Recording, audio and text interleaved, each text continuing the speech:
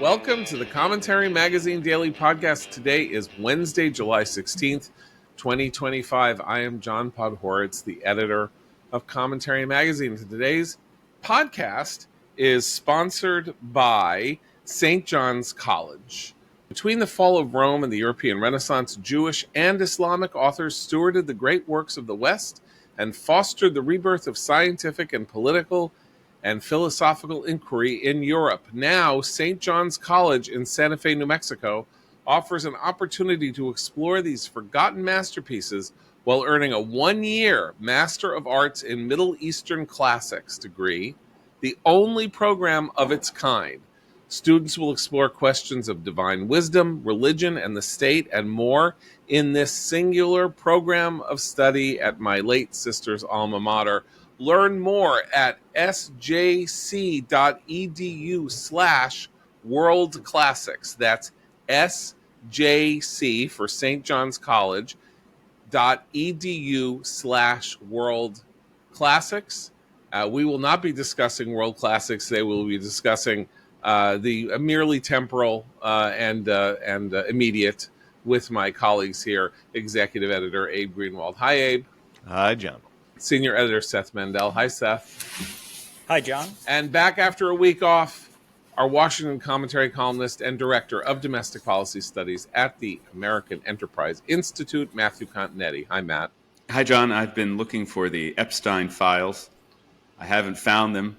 It's a long journey. It took me into the depths of the interior of this country. Well, that just means you're in them. So, once you claim that you couldn't find them, that I'm still searching. You have them. The search continues. Yes. Well, there is an impressive op-ed today by Alan Dershowitz, who was Epstein's lawyer, that basically puts this entire thing to rest, unless you believe that he's just lying, where he says, I am not allowed, because of the nature of things that were sealed by the courts, to say everything that I know. But he says there is no list.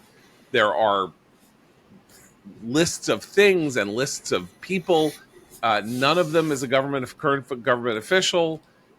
He goes through the entire litany of everything that the MAGA conspiracists and others have been saying, not just MAGA, I mean also sort of never Trump Michigoyim at various places. And the left, which has been, I think, has been slow on the uptake here to try to make hay out of this, because obviously the narrative that they would want to retail is that Trump is suppressing the Epstein files because he's in them.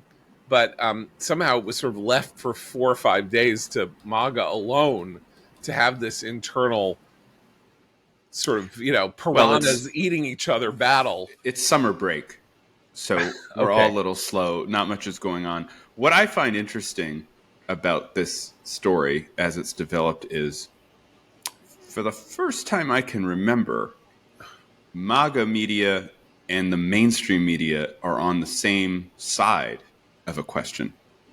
If you look at other kerfuffles that have been over the years, whether it was the Russia collusion hoax, or whether it was the Hunter laptop and the 51 national security professionals, or whether it was over COVID and Fauci, MAGA media was the skeptic, the incredulous, always saying that the establishment was wrong, that there was no there.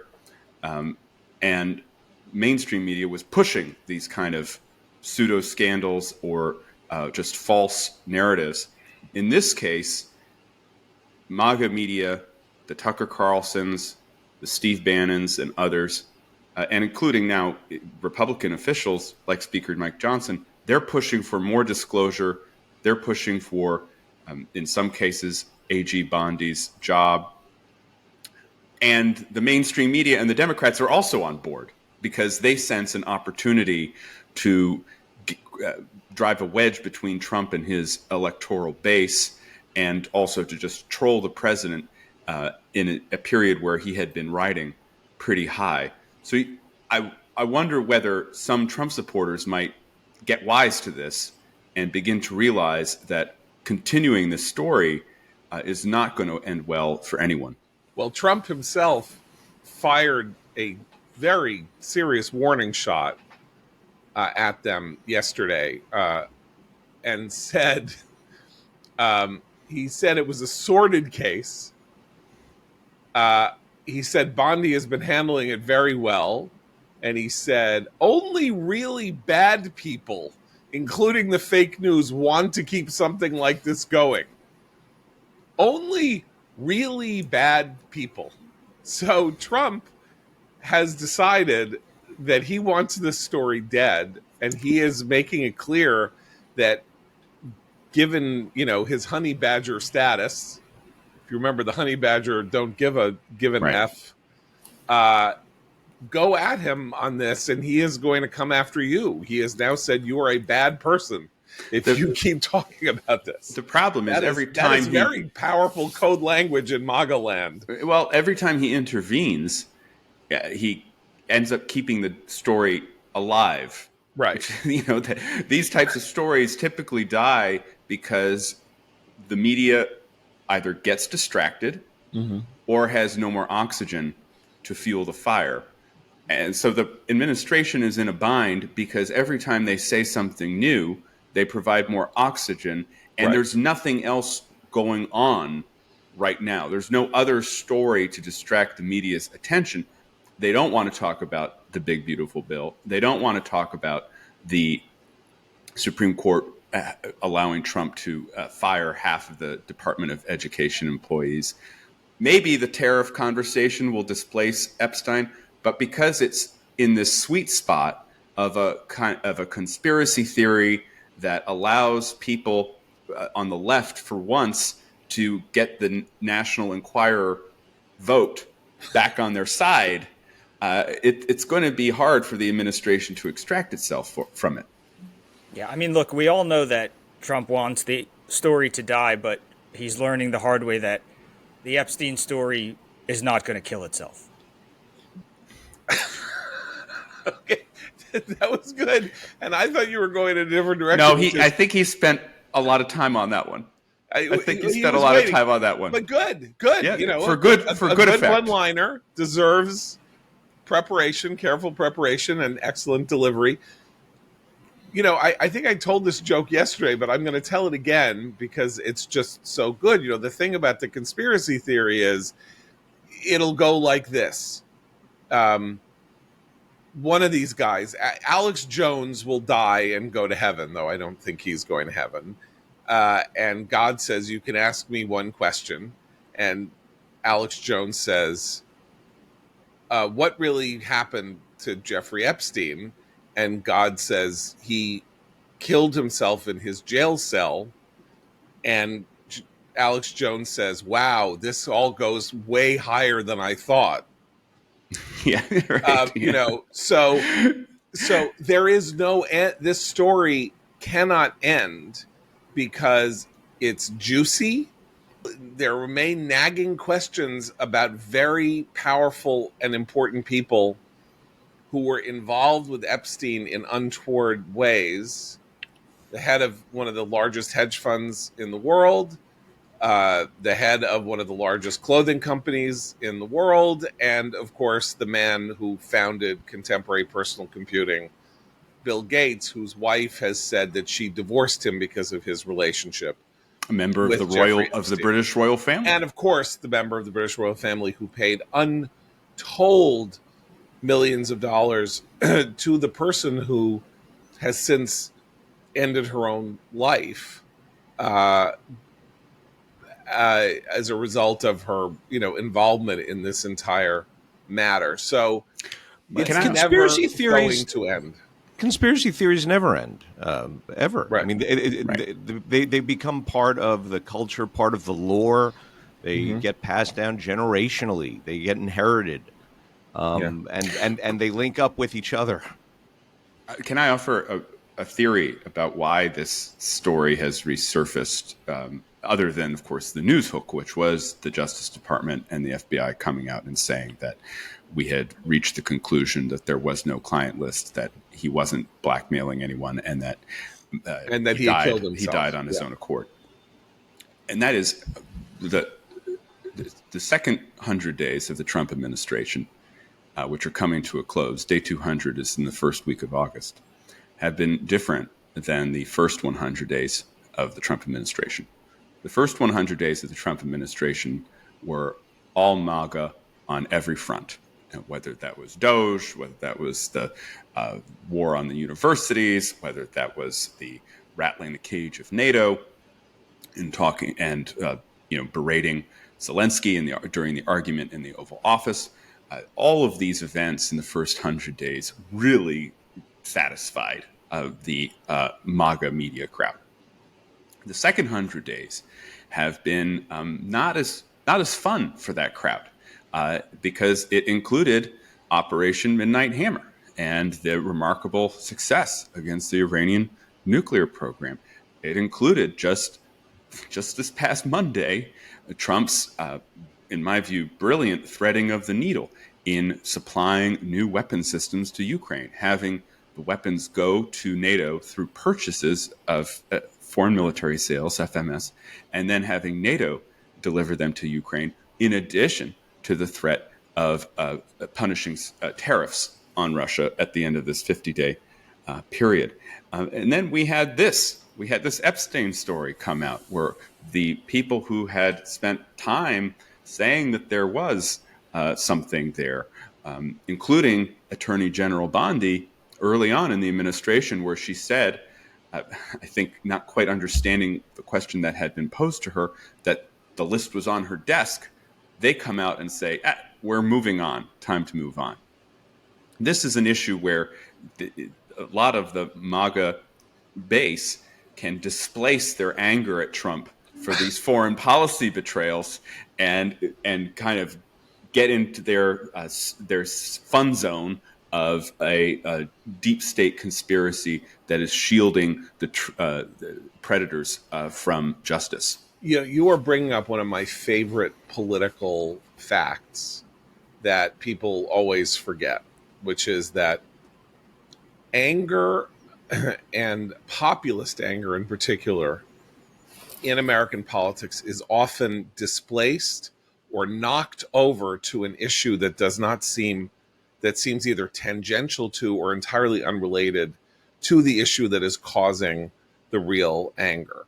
So my favorite example of this, or the most potent example of this, is the response to Hurricane Katrina in September of 2005, which was the moment at which the right began to turn on George W. Bush. They agreed with the idea that FEMA had mishandled the hurricane response. They did not like the way Bush talked about the hurricane response, and they really didn't like the speech that he gave in New Orleans about the hurricane response, where he said, "Here we are, I'm from the government and I'm here to help," which of course famously was something that Ronald Reagan had said were the most frightening words in the English language. "I'm from the government and I'm here to help." And the late Mike Gerson, for reasons of his own, decided to flip the script, put that line in and then permanently alienate a whole batch of people on the right. And why were they so angry about Katrina, where they were in fact being unfair to FEMA, to Bush, and to the federal response? It was because they were angry about Iraq. They had turned on Iraq, but it was not yet time, and it would not be time for, really until Trump totally flipped the script on Iraq, for them to say, we shouldn't have backed Bush on Iraq. He was wrong. This is terrible. We need to get out of there. So they went hard on Katrina, and then 3 months later went really hard on immigration. And it wasn't about either immigration, even then, or about Katrina. It was about Iraq. And here you have, I think, an example of this. MAGA's domination of the brain of the administration has been supplanted to some degree by efforts that are much more conventionally, or matters that are much more conventionally Republican, not only interventionism in the Middle East and in Ukraine, even if at a weird remove like the weapons sales that you're talking about, but also other sorts of ways of approaching domestic policy. like, for example, the war on the administrative state, which is part of what is going on here with these victories in the Supreme Court. The MAGA angle is, let's get rid of all these federal workers. They suck, and they're all part of the deep state. And the other line is, we need to reinforce, and this is we need to reinforce the constitutional structure of the United States. Article 2 gives the president power over the executive branch. The executive branch has been operating on its own without a lot of control from the leaders of the executive branch.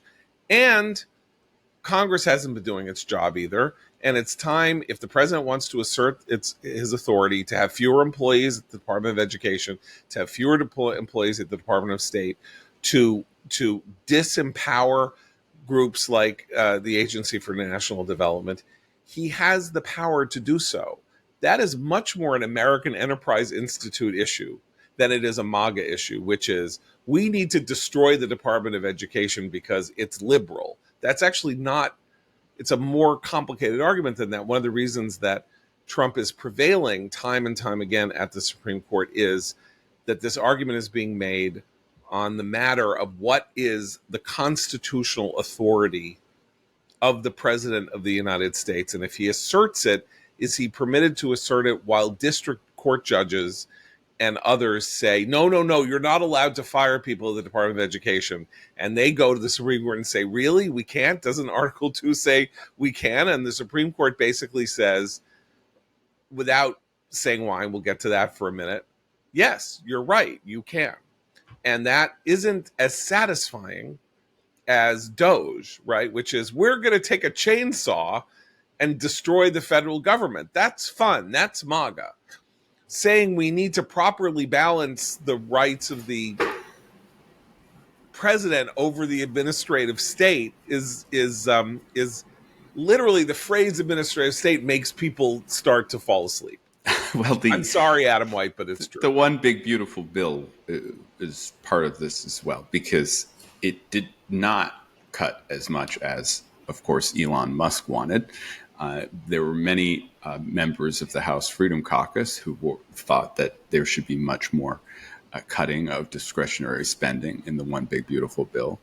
But because of the realities of politics and the narrow Republican majority in Congress, what was passed was passed. And so there too, if you're someone who has outsized expectations of what the political process can deliver, you're going to be angry when we have a bill that, keeps taxes low, has some carve-outs for different populist groups, but still generates the type of debt-building machinery that people have grown so upset about over time. It's a very interesting moment for the administration because they were riding high through July 4th.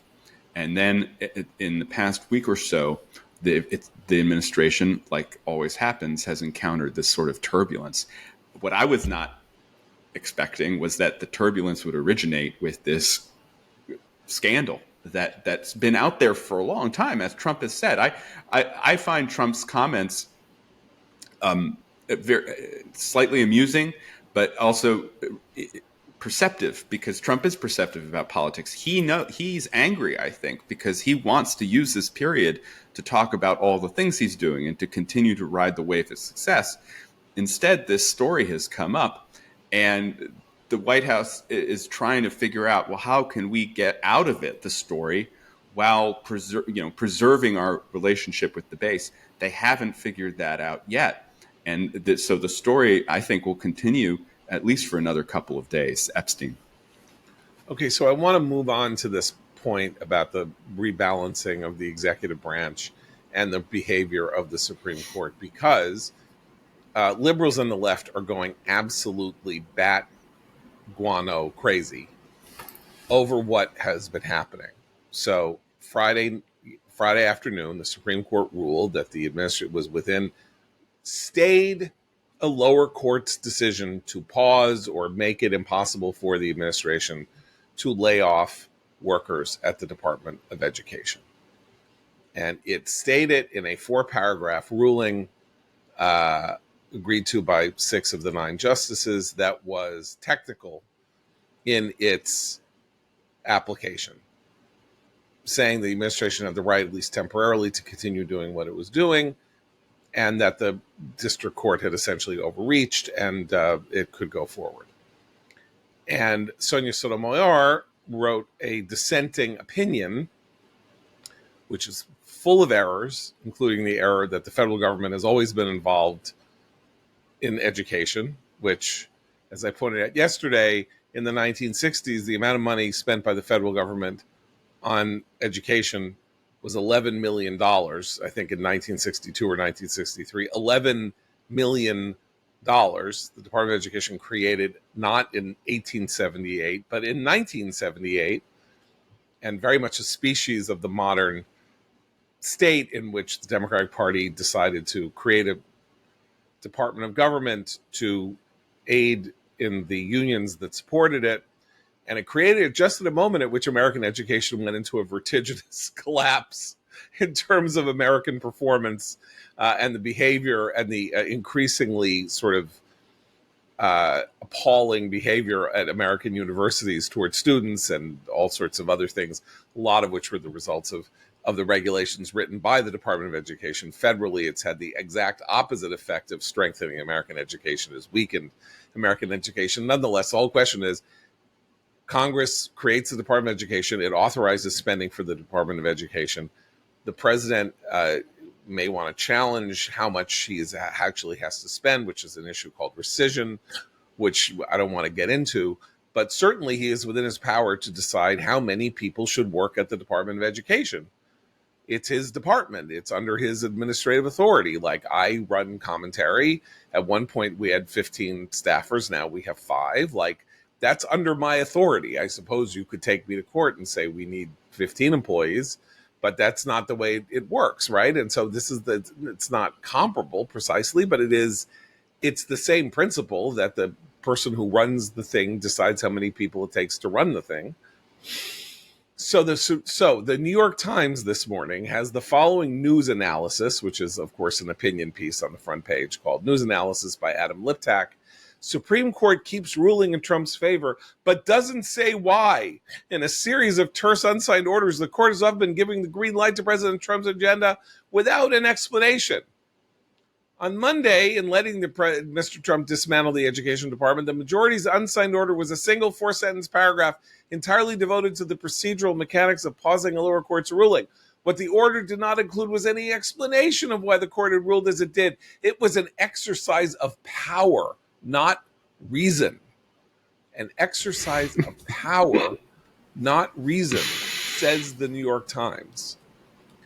I mean, my interpretation is that for the 6 justices who signed this unsigned order, they did it, first of all, because they are not yet ready to lay out the full argument. It's part of the shadow docket. It's part of the emergency shadow docket, which is issues are brought to them in an emergency fashion because of the behavior of lower courts that they are obliged to make decisions about for the good working order of the federal government, but they are not yet ready to lay out or even to have the full discussion with the 9 justices en banc of how this should go forward.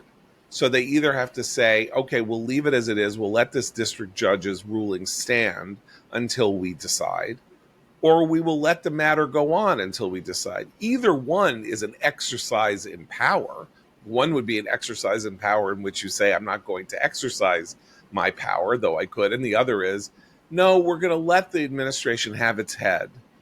And maybe when we rule on this, and we'll rule on it in different ways, maybe the minority will win. Maybe we'll say the administration's going too far. There has to be a different system or something like that.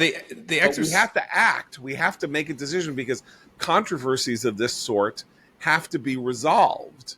The exercise of power has been the lower court judges, these district court judges. There's 700 of them or so, and they decide that they're going to rule and make policy for the entire nation. That's what the CASA decision was an attempt to address, and district judges are trying to find workarounds against the Supreme Court so they continue to thwart the administration. So that leaves the court, the nine, in this position where they have to rule very quickly on different injunctions in different courts that are trying to prevent policies from taking place, even as the case is making its way through the court system. So sure, it's an exercise in power, but a completely understandable reaction to the district court's irresponsible exercise of power. And it also raises the question of, what is Justice Sotomayor exercising? Because it's not reason and it's not power.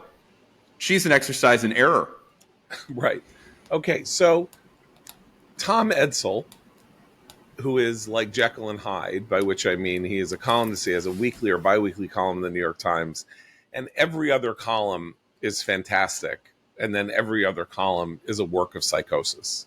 And today is Tom Edsall psychotic. And I say this obviously in overstatement, but I just want to read a little bit from him because it shows where the liberal mindset is on Trump's successful presidency thus far.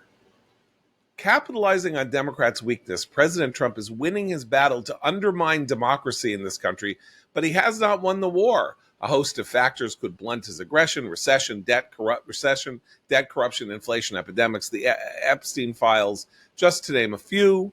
Much of what Trump has done could be undone if a Democrat is elected president in 2028. But for federal workers, medical and scientific researchers, lawyers and politically active firms, prominent critics of Trump, thousands of whom have felt the sting of arbitrary firings, vanished paychecks, and retracted grants, criminal inquiries, and threatened bankruptcies, the 2028 election may prove too late to repair the damage, and that's before we even begin to talk about the anti-immigration crackdown. The brutality of Trump's anti-democratic policies is part of a larger goal. The reflection of an administration determined to transfer trillions of dollars to the wealthy by imposing immense costs on the poor, devastating due process protections for the universities, immigrants, and law firms. He has cowed the Supreme Court. He has bypassed Congress. He is using the regulatory power of government to force the media to make humiliating concessions. He has ordered criminal investigations of political adversaries. He has fired innumerable government employees who pursued past investigations, and on and on and on.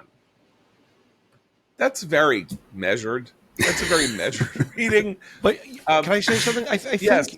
He's right potentially about one part, which is that if you oppose some of these things, it may be too late for you.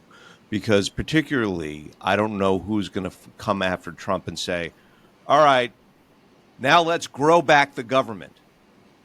And if that's what he is sort of in mourning for, I think he's right to mourn. I think they'll find a way.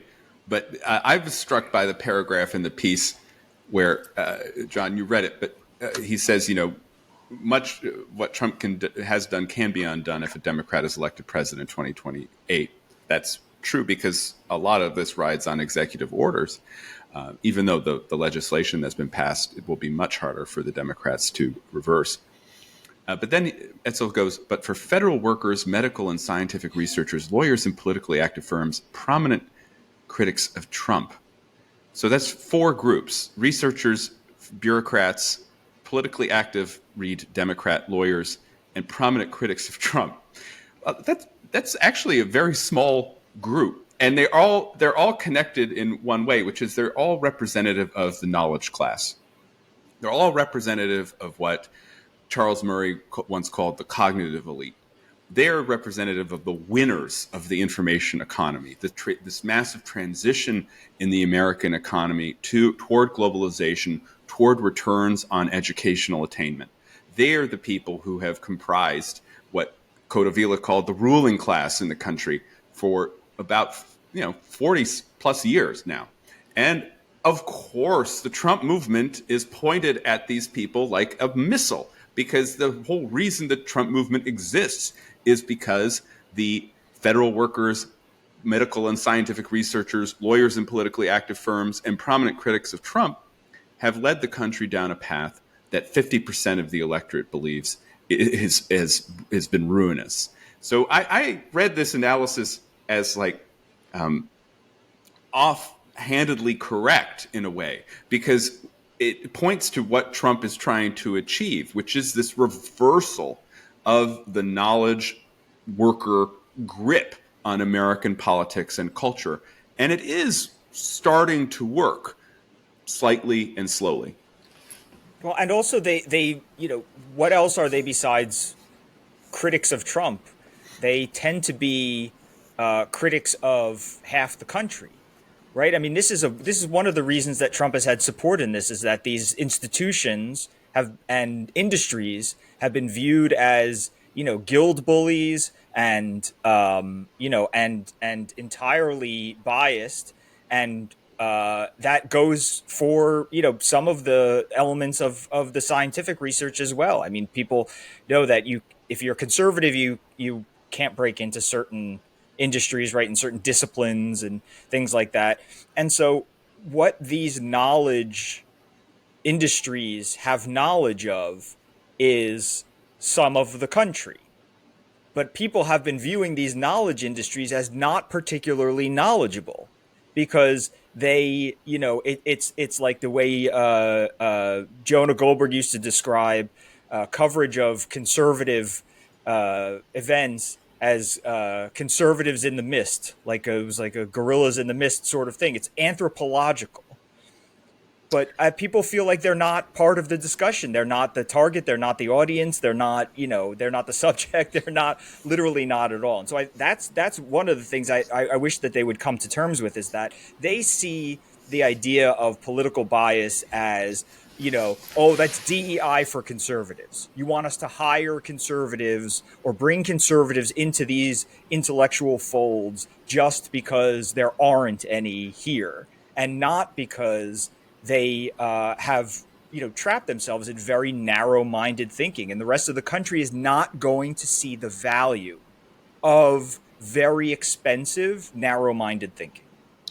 I think more central to this conversation is the idea that a full-bore attack on this cognitive elite is itself an attack on democracy. I think you can make an argument, if you are being less vulgar than Edsel is being here, that there are elements of what Trump has done over the last 6 months that are deeply troubling. The effort to take television networks with merger issues before the FCC, or people who want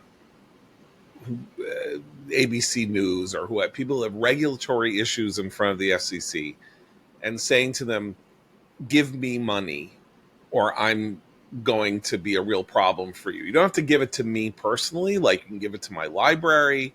You can make PSA ads that support conservative causes, but I want you to pay for doing things I don't like. CBS, ABC, now, this question of Paramount and its merger.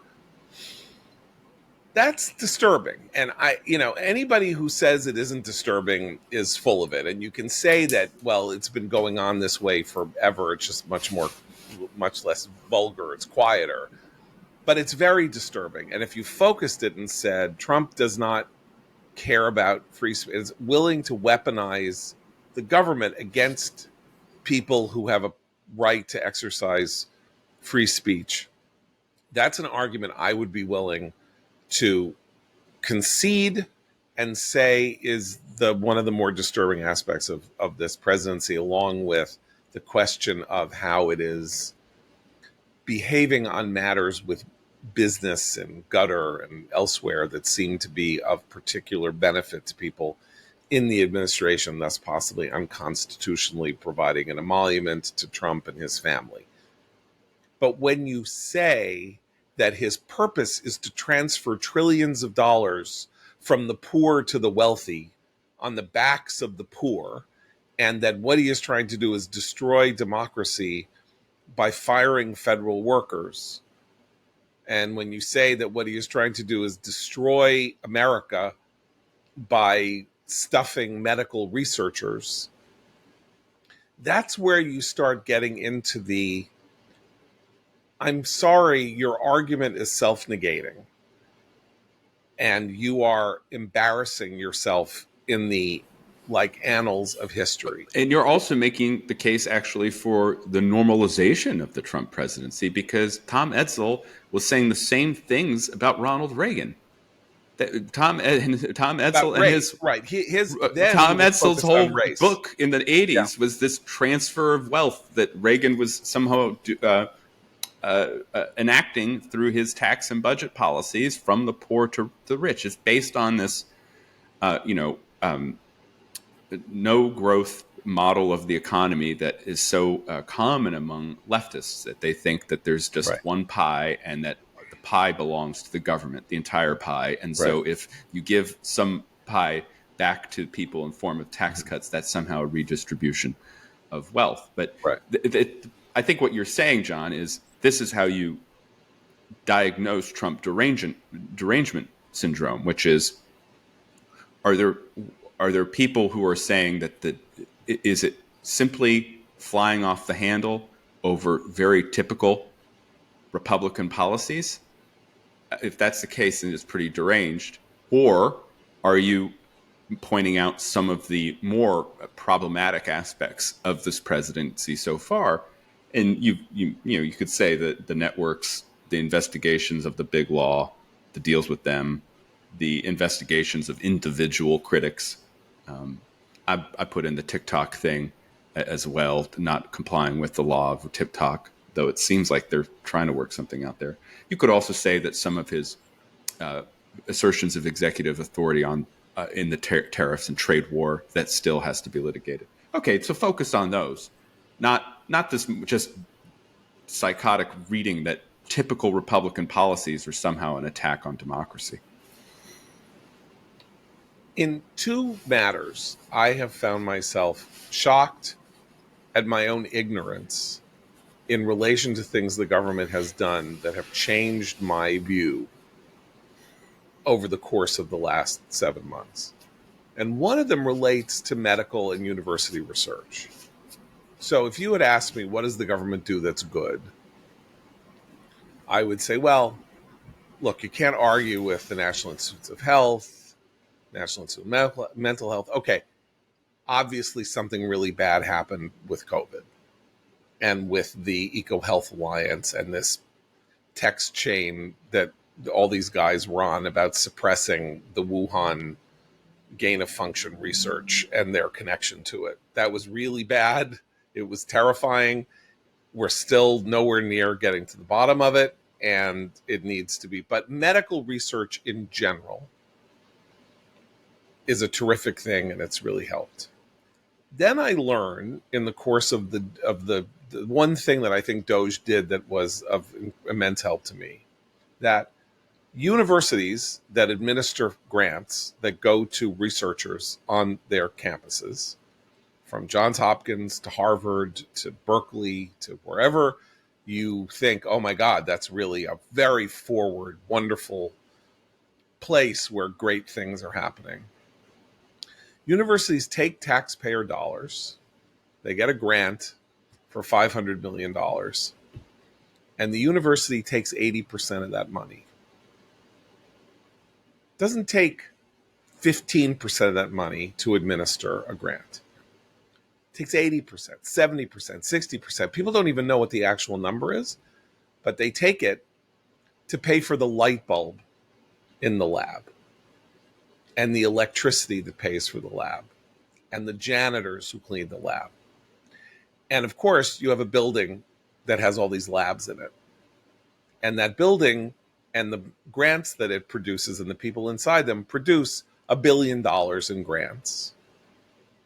And they're taking hundreds of millions of that for the same janitor. In other words, like, they're taking their taste, as Don Fanucci would have said, give me my taste, and they're eating 3/4 of the meal. And that is taxpayer money. And that has to stop.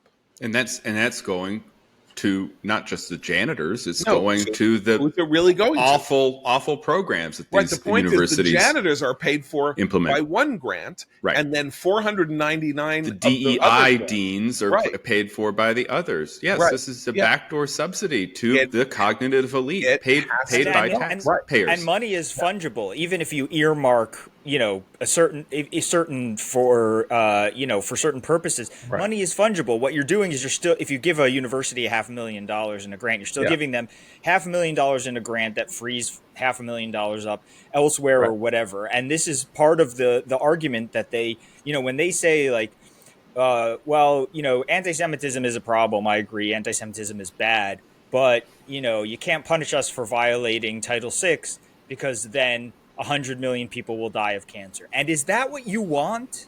Is that what you want? Yeah. Do you Well, want that's people the to die? AID. But the point is Right. that we all know that that's a ridiculous, attempt to hold, emotional hostage. We know that. Tom Ensel doesn't know that. And a lot of people, in other words, to believe that Tom Ensel knows that is to think that he is making a bad faith argument out of cynicism. And I actually genuinely don't believe that he is doing that or that people like him are doing that. They are living in a hidebound bubble in which the idea is that government spending that is a transfer from the government to Harvard is good. Harvard is a good. And government giving money to Harvard is good. And Harvard knows how to spend that money better than government. And therefore, who are we to question how Harvard allocates the grant money? No, the bad faith Okay. cynics are the Democrats and others who are making common cause with MAGA media in trolling Trump on the Epstein story. Right. In any other circumstance, they would be saying that, these are You're all QAnon kooks. Yeah. Yeah. But now they do it simply because they think that there's political gold at the bottom of this pile of rubble. Right. Okay. So I only bring that up about the medical research because there are 5 or 6 now as a result of that. And again, because I'm not Yuval or Levin or you and Matt and your people in your division there and all of that, I don't, pour into the details of the federal government. But my BS detector shoots into the stratosphere when somebody says to me that cuts in USAID are going to kill 1 million people. At least. Well, I've heard much higher figures. Yeah, but I mean, right. And I'm like, you know what? I don't buy that. And here's one of the reasons I don't buy that. There is this non-governmental organization called the Gates Foundation, right? Center of many conspiracy theories about how it puts microchips and vaccines and things like that. The Gates Foundation spends a multiple of 1 million on the things that USAID does. Vaccines in Africa, all manner of stuff. No one's impeding its ability to do that, right? People want the U.S. government to do USAID was a form of soft power, right? Meaning we extend U.S. influence and we get the goodwill of the world because we spend money providing people outside the United States with health benefits and seed money for little capitalist projects and stuff like that, or even more than that. But it's soft power. Okay, well, the Trump administration, which won election in 2024, pretty much explicitly said to people who care about this matter that it does not believe in soft power. It really doesn't. It doesn't philosophically believe that soft power has been much of a help to the United States over time. Meaning, we give all this help to people and they're very ungrateful. And they're not nice to us and they talk. And then, ultimately you have the version of soft power that is politically motivated immigration. And here I'm going to go name specifically. Yesterday, the day before yesterday, Ilhan Omar, a refugee brought to the United States as a kid from Somalia in the midst of a civil war, thus having her life saved by the United States, said, the U.S. is one of the worst countries in the world. And were it possible, though I do not believe it is, but were it possible, to deport her for this, I would be all in favor of that, whether she is an elected official or not, because the sheer ingratitude that expresses, that she is not even in a position to say, I'm so grateful to have my life here in the United States, and I'm really upset with a lot of the policies the United States pursues. And I want to change those, and that's why I went into politics and government. That's fine. Saying we're one of the worst countries in the world, you know what one of the worst countries in the world is probably? Somalia. Go back. Go back there and then tell me that your life in Minneapolis and in Washington makes this one of the worst countries in the world. That's also a form of soft power. That kind of immigration, which is still refugee status, right? Which is where you could say you have a reasonable fear either of persecution or being killed, is still on the books and is still a factor in American immigration policy. And if you're going to turn to me in 2025 and say, we really need that, I'm going to say, the single most prominent person in America to have benefited from that specific provision of soft power in the United States is actively working to destroy the United States. Maybe it's not such a good thing. And therefore, I'm revisiting some of these ideas that I have had. Trump's against soft power. Soft power is not in the Constitution. And so USA, and when you say it's going to kill 1 million people for the United States to not to spend this money, and then someone in MAGA goes, but you should spend it here. 1 million people are dying here. I don't know how to argue against that. The argument against it is that the investment is cheap, right? The argument is it costs us so little and we can do so much good that we should do it because it's good. And I kind of buy that. But I'm sorry, if you're going to make this argument about how we are required, we are obliged, or we're evil if we don't do it, then I'm going to put on the MAGA hat and I'm going to start carrying the Gadsden flag around. I'm not going to storm the Capitol, but I'm not going to be blackmailed emotionally into believing that the United States is obliged to be the world's savior. I think it should be, because we are great and we have the greatest system and we can and we will help millions of people if we can do it. But that's something for which we should be thanked at the very least. But do Democrats believe in soft power, though? This is what I don't get about the debate, because I've heard all my life complaints about how, spreading McDonald's is, spreading the sort of vulgar American food culture but that's that private is bad sector for people.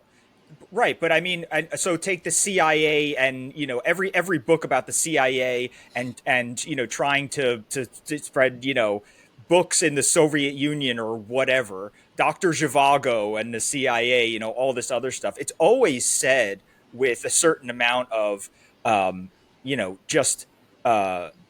like incomprehension. And so I don't know if it's really the case that, like, I think that this is I think a bad faith argument, because all I ever hear about the US spreading its culture is a kind of neo-colonialist, neo-imperialist behavior. Okay. And I'm not even sure, and I think they're just being opportunistic and taking the moment now to say, oh, well, what about soft power, when I don't think they believe it either. But what happened is they objected to the Cold War style soft power of the U.S. because it was praising capitalism and democracy and free markets and the U.S. Soft power itself, the sort of official, the government run type, got completely captured. I mean, when you see the programs that we are funding and the ideas that we are exporting now, it's not about why we're great, and it's not about why socialism or communism is bad. It's about LGBTQ this and anti-Israel that, anti-Israel that. Yeah. So they like that. Right. That's the soft power they like. So after the Cold War ended and Clinton became president in 1992, neoliberalism, as people started referring to it slightingly on the part, on the left, did embrace the idea that soft power was good. Again, as long as they administer it, it's good. As long as it's in their control, it's good. As long as Samantha Power is in charge of USAID, that's fine. And even though her entire political life is made by attacking our refusal to do anything about genocides, she's sitting in the Obama administration running foreign aid. Obama is assenting to a genocide in Syria, and she says nothing, because guess who gets to run the foreign aid in America? The issue that made her. So as long as it's their checkbook, right? As long as it's their bailiwick, soft power is fantastic. When it's not their bailiwick, when it's, no, we're not going to spend money on promoting abortions overseas, right? That was the biggest issue in sort of American aid for many, many decades, was the Hyde Amendment, and this notion that the administrations wrote executive orders saying it's okay to promote abortion outside our borders, and then a Republican come in and say we're not going to do it, and then a Democrat come in and say we are going to do it. Like, as long as they can do that, they're for it. If they don't get it, then they're against it. And so we're sitting here with Trump is going to kill 1 million people by reducing the amount of personnel that administer USAID. Right at the moment, we're not even at the point at which we're talking about reducing the amount of money that goes to AID, because that's an issue called rescission. Can I talk about rescissions for a second? Because there's a bill that is going to be voted on in the Senate dealing with rescissions. This is a package that the administration sent up to Congress. It's about $9 billion. It's been lessened somewhat in the Senate. But this would be an actual clawback of funds. The Congress would say no longer spend on these funds, and that would include defunding PBS and NPR, defunding a lot of these foreign aid programs, and initially pretty severe cuts to the PEPFAR program, which was the program launched by President George W. Bush to combat AIDS in Africa. Overnight, the Senate voted to begin debate on the rescissions package, which the House has already passed. And because of the jockeying to get to 50 votes, so J.D. Vance could be brought in and get the 51st vote, moving toward debate, the PEPFAR cuts were greatly reduced. So even there, which has been I think the main calling card of a lot of the critics you're discussing, John, the cuts are not going to be as tough as people say. So we should quickly explain what rescission is. Sure. So rescission is the act Congress authorizes and appropriates money to be spent. These are two different things, authorization and appropriation. Authorization says we authorize $1 billion to be spent on X, but when it comes down to it and they actually have to essentially deposit the money into the bank account of the agency that will spend that money, they can appropriate somewhat less. Authorization is a guideline, appropriation is the actual money, so they could say spend $1 billion on this, but they actually only deposit $700 million into the bank account. Mm-hmm. So that money's already been authorized and appropriated. Until Watergate, the President of the United States, when he disagreed with a policy or didn't want, or there was something going on, and Congress had authorized and appropriated money for X, Y, or Z, could say, I'm not spending it. I don't want to spend that. I'm going to leave it in the bank account. And when the executive branch fell prey to a very active Democratic Congress that was feeling its oats and deciding that the use of executive power, this is funny given how much we talk about how Congress is now surrendered to the executive, took the time to pass a law that said, sorry, no rescissions. No, rescission is over. You are not, when we authorize and appropriate money, you spend it to the penny or you are in violation of the law. And the Supreme Court has, over the course of the last 50 years, upheld that law. Most recently, in dealing with the Trump administration's effort to deal with the DACA and things relating to immigration status, where Trump attempted to use rescission to spend less money on how to help people who have this weird status place. And the Supreme Court said, I'm sorry, you can't do that because the money was authorized and appropriated. However, if Congress passes a new law that says it's okay and gives the Trump administration latitude and leeway to do some of this, then we're moving into a new universe. This will be a half century, a change in the balance of power. Oddly, probably not great in some ways, because we want Congress to take more power over spending. Like we wanted to control spending and not the. But rescission is so Trump is going to Congress and say, let me spend less. That's essentially what he's doing. Give me the tools so that I can spend less, right? Authorize less spending, and it looks like they're going to be able to do it. It was a very close vote in the Senate. It was 50-50, and J.D. Vance broke the tie. And interestingly enough, it was of course Collins and Murkowski, the dynamic duo, voted against this reduction in spending. You know, a pretty much a staple of fiscal conservatism, which I thought that they've supported. And Mitch McConnell, he voted against it on the grounds that, to what you're saying, John, it's unclear how much authority the bill was giving the administration, and maybe the administration could even spend less in other places. But McConnell may still vote for the rescission on the final passage, and then it will have to go to the House. I think what's remarkable about it, you're right, there's a separation of powers aspect, but it's also that the Congress wants to spend less. And when you combine this policy, the first of, I believe, several rescission packages that are going to go up to Capitol Hill in the next year, with the budget reforms, the Medicaid reforms in the one big beautiful bill, and then of course the hope for economic growth and the tariff revenue increasing the coffers, you do have, I think, a policy mix that is conducive to restoring some type of budget sanity. It's the idea, though, that Republicans would be voting against it.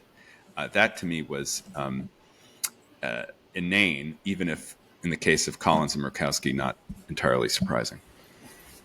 Can I conclude by mentioning that there was an event yesterday that now has become both distressingly and comfortingly familiar, which is that a bunch of university presidents went before the House to talk about how they were handling matters of anti-Semitism, thus giving Elise Stefanik yet another moment to hit it out of the park and set herself up very well for the gubernatorial race in my state of New York next year, which I believe she will probably win going away, as she is the Harlem Globetrotters and the sitting governor, Kathy Hochul, is the Washington Generals, where all of these matters are concerned. But there was just this one glorious moment when the president of the University of California at Berkeley said, we do not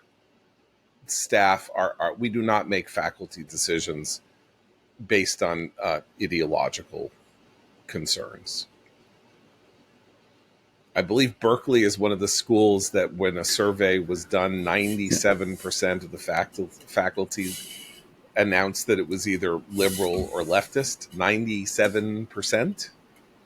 So the very fact that these people are being brought before Congress to say things like this, like the head of CUNY, the City University of New York, here about 2 miles from where I'm sitting, saying anti-Semitism has no place at this university, and then having, Elise and others, Randy Fine, the congressman from Florida who was wearing a kippah during the hearing, uh, basically just saying, "Oh, really? What about this? What this guy said? What about this professor said? What about this administrator said? What about what that? What about this? What about that?"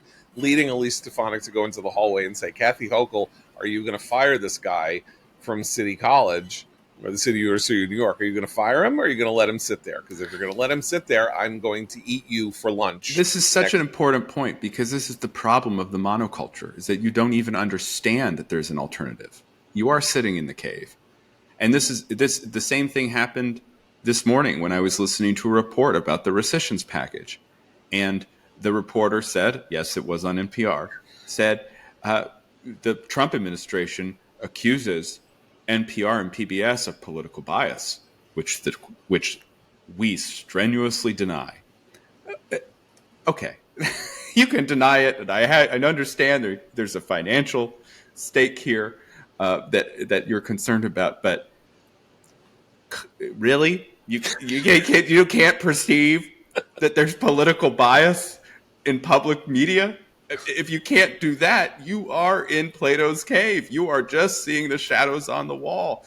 And I guess one hope I have for some of these policies is, and I'm not talking about affirmative action for conservatives here. I'm just talking about, by using that bludgeon, you might wake some of these people up to the fact that in partisan terms, 50% of the country thinks differently than them. And on ideological terms, it's often 70+% of the country thinks different from them. At least acknowledge that. And also, I don't think it's legal to continue funding Elmo after his clear Title VI violations the other day. That's right? Absolutely.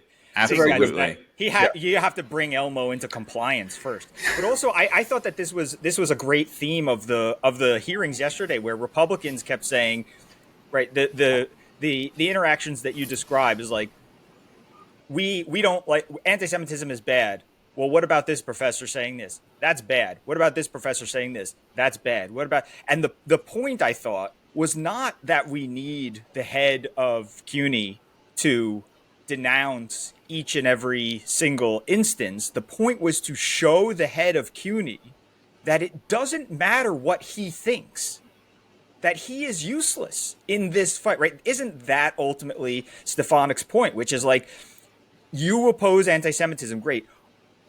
Look at your school, right? Look at the faculty unions who are pro-BDS in some cases, which was another thing that was brought up at the hearing yesterday. The point is that these guys, like, it doesn't matter it matters if you denounce anti-Semitism, yes, but the point is that you are overseeing institutions that are overflowing with anti-Semitism. That we can all agree on. The fact that you personally don't like it, well, you should speak to who's in charge. Like, I want to speak to the manager, says the, chancellor of the City University of New York. It's like, either try to do something or admit that you are in no position to change the culture, and that the case is lost. But we know the answer to that, which is he's lying. He's lying. He doesn't care. He agrees with them. He doesn't say he agrees with them, but he agrees with them.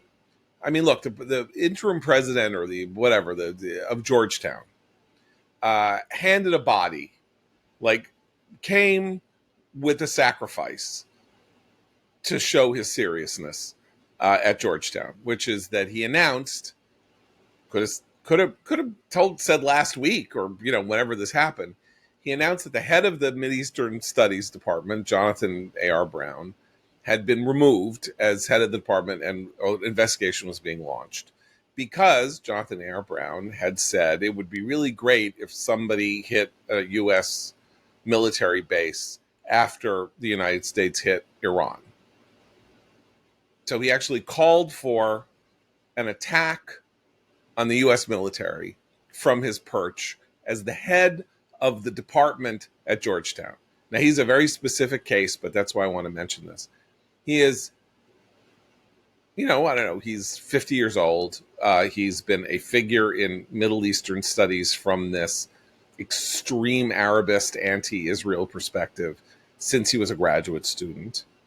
And while he is not responsible for the views of his father-in-law is a man named Samael Aryan who was deported from the United States for being a material supporter of Hamas. Deported. He was a professor at a university in Florida. He was found in a court to have been providing and lying to the court about providing material support, fundraising support for Hamas, a terrorist organization, and he was deported. His daughter is married to Jonathan A.R. Brown. Now, should she be held liable? No. But the daughter was in the encampments at Columbia, as was her mother, and they said really horrible anti-Semitic things, Layla Al-Aryan and his wife, whatever her name is. Should he be held liable for that? No. But why is he the chairman of the department at Georgetown? Because of his views. He's not there in spite of he's not there because he's the world's greatest scholar of modern Islam. And therefore, he may have some pretty bad views, but in fact, when it comes to understanding, the hadith or, the interplay of, Islam and politics or something like that, his work is unimpeachable. He's there because of who he is, what he thinks, and what he represents. And you can remove him, you can do an investigation of him. The fact that he was in power in the first place at Georgetown is the issue. Didn't Anwar al-Awlaki teach at GW? Yes. That's all you need to know. Yeah. I'm just saying that so there are these moments when it's like, no, here, Elise Stefanik, here, eat Jonathan, here, we're throwing him at you. Look, hey, squirrel, here's Jonathan A.R. Brown. It's like, it doesn't matter because they'll just replace Jonathan A.R. Brown with Jonathan A.R. Brown. His name will be Jonathan A.R. Black, but he'll still be the same person with the same views, pushing the same, because that is what these universities are. And that's why they are corrupted. And it's why one of the many reasons why we should withhold money for medical research from them, because what they're spending it on is Jonathan A.R. Brown's faculty assistant and not on curing cancer. And the other professor, by the way, involved in the exchange, that was the subject of a lot of the exchanges last night about Berkeley, is this guy Usama Makdisi. He's an Arab history professor or whatever, and he said all these terrible anti-Semitic things, and the head of Berkeley said, well, he's a fine scholar. But the more that's what got the headlines. But the more interesting part is who funds Usama Makdisi's chair in Arab studies or whatever it is, that department at Berkeley. No one knows.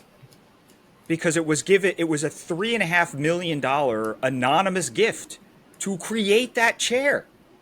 So yeah, but it's only anonymous. A guy who says, right? I mean, I'm not saying anonymous gifts are, all suspect therefore, but my point is that don't we all kind of get what's going on here? Right. I mean, like, this is, they're bringing, this is, in terms of the transparency of this, don't we deserve a certain degree of transparency for public institutions getting public money that are, at least to know why this stuff is happening at, again, if they're getting public money to do this. So there's 3.5 more years of the Trump administration. Republicans are in control very, very narrowly in the House. And there are pending pieces of legislation to deal with exactly this question, as written about now in 2 successive years in the pages of commentary in our July, August 24 and 25 issues by Matt's colleague, Danielle Pletka, about how to combat the war on Jews, in part all over America, but at the universities. And there are these issues of how foreign money needs to be reported. Who's going to force that to happen, and all of that. And one of the signature accomplishments of a Republican Congress, particularly if it can strengthen its hand next year in the House, which I thought was not really possible, and now I'm not so sure, I don't know, because things don't seem to be turning south on the Trump administration economically, for example, though I thought the tariffs would be more painful. We've got a long way to go, so I'm not going to be. But, a lot of administrative and changes and legal changes can be made in precisely this issue of whether or not there is foreign influence dominating our cognitive elite, controlling our cognitive elite, or organizing and supporting the structures of our cognitive elite that are making these repugnant and monstrous arguments. And let's see where this goes. Because, if we can do rescission, we can also do, if you give more than $200,000 to something, we need to know, and you need to report that on a monthly basis to the Department of Education, to somebody who is going to look at that file and say, I don't know if that's kosher. And yes, we'll say kosher. So, great to have you back, Matt. John. Yes. I just wanted to acknowledge the passing of a wonderful man, a brilliant scholar, and a remarkable political, ideological figure in recent American political history, our friend Saul Stern, who died last week at the age of 89.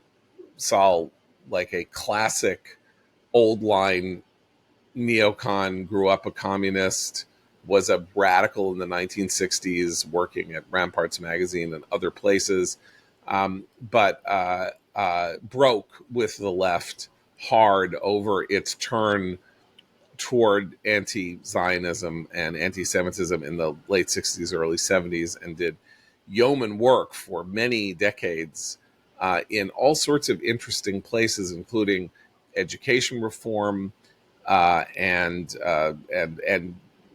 sort of the issue of history of American communism and its effect on American intellectual life. And his final contribution to commentary, I have to look up its actual specific title. He wrote an absolutely remarkable piece for us, called "It's Not the Occupation, Stupid."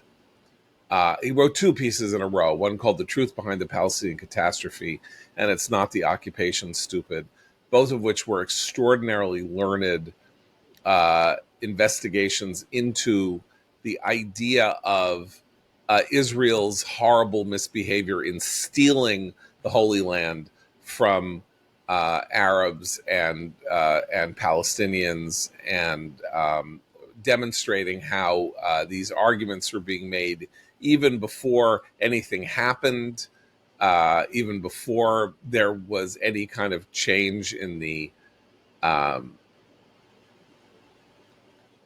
makeup of the population of what was mandatory Palestine.